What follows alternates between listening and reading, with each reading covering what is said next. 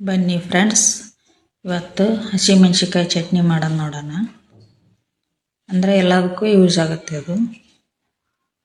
ಮೊದಲಿಗೆ ತೊಟ್ಟೆಲ್ಲ ಬಿಡಿಸ್ಕೊಂಡು ಒಂದು ಪಾತ್ರೆ ಇಟ್ಟು ಹಸಿಮೆಣ್ಸಿಕಾಯಿ ಹಾಕಿ ಸ್ವಲ್ಪ ಎಣ್ಣೆ ಹಾಕಿ ಚೆನ್ನಾಗಿ ಹುರ್ಕೊಳ್ಳೋಣ. ಇದು ನೀವು ಪಲ್ಯಕ್ಕೂ ಹಾಕೋಬೋದು, ಸಾರಿಗೂ ಹಾಕೋಬೋದು, ಎಲ್ಲದಕ್ಕೂ ಯೂಸ್ ಆಗುತ್ತೆ ನೋಡಿ. ಅದು ಚೆನ್ನಾಗಿ ಹುರ್ಕೋಬೇಕು.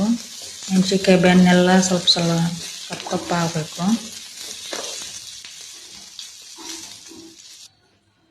ನೋಡಿ ಈ ಥರ ಚೆನ್ನಾಗಿ ಹುರ್ಕೊಂಡು ಒಂದು ಮಿಕ್ಸಿ ಜಾರಿಗೆ ಹಾಕ್ಕೊಂಡು ಸ್ವಲ್ಪ ಬೆಳ್ಳುಳ್ಳಿ, ಸ್ವಲ್ಪ ಕರಿಬೇವು,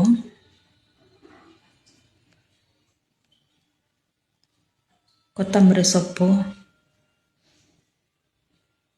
ರುಚಿಗೆ ತಕ್ಕಷ್ಟು ಉಪ್ಪು, ಜೀರಿಗೆ, ಸ್ವಲ್ಪ ಬೆಲ್ಲ. ಇಲ್ಲಕ್ಕಂದ್ರೆ ಸೌಳಾಗತ್ತೆ, ಅದ್ರ ಸಂಬಂಧ ಬೆಲ್ಲ ಹಾಕೋದು. ಮಿಕ್ಸಿ ಹಾಕೋಣ.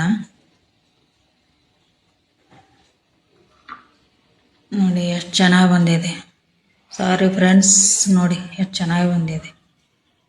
ವಿಡಿಯೋ ಸಣ್ಣದಾಗಿಬಿಟ್ಟಿದೆ, ಸಾರಿ.